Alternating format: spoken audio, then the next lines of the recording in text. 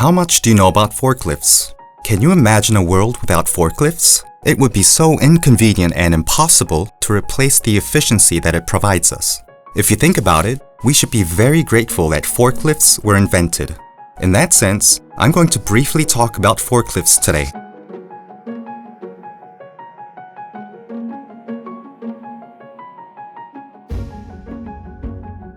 The first forklift was manual. The truck tractor, also known as the incarnation of forklifts, was built in 1917 by an American company. It was not for commercial purposes, but it was made to carry parts such as drills inside the factory.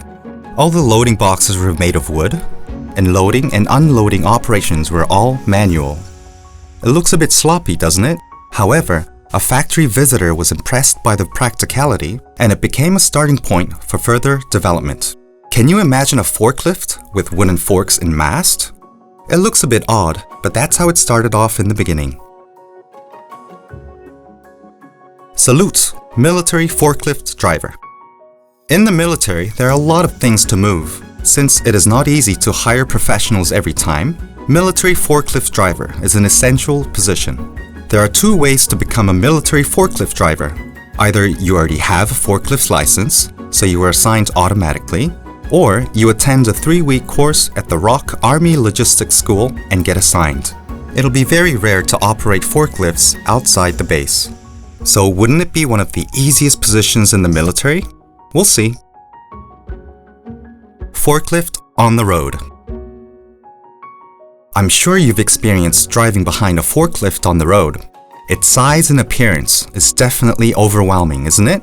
The forklifts that are seen on the road are mostly diesel or LPG engine forklifts.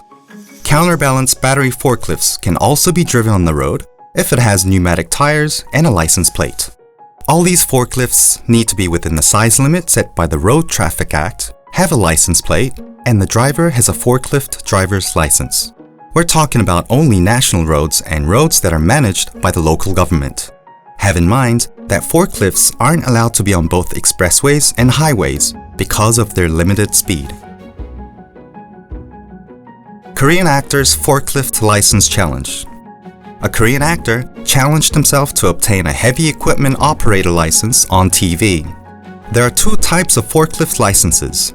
If you have a level 1 driver's license, you can obtain the forklift license for forklifts that are under 3 tons with just 12 hours of education. However, if you want to operate forklifts that are over 3 tons, you need another license, and this is what this actor obtained. In this case, you need to pass both the written and practical test. On the show, it was surprising that this actor passed the practical test perfectly with only 2 hours of practice. Having 2 jobs doesn't seem that bad. No operator needed, autonomous forklift. Now, forklifts can be operated without the presence of a driver. Autonomous driving does not only apply to regular means of transportation.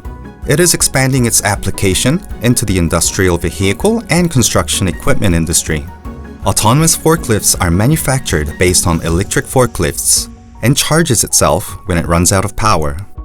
It can work in various working environments, reach high racks, so everything is possible. It can also find the shortest route by avoiding obstacles. It's amazing how the control center allows multiple forklifts to operate at the same time. Do you remember the first forklift shown in this video? The history of forklift is very interesting, starting from the past to the present, all the way to autonomous driving. Next time, I'll be back with more interesting facts about forklifts. See you!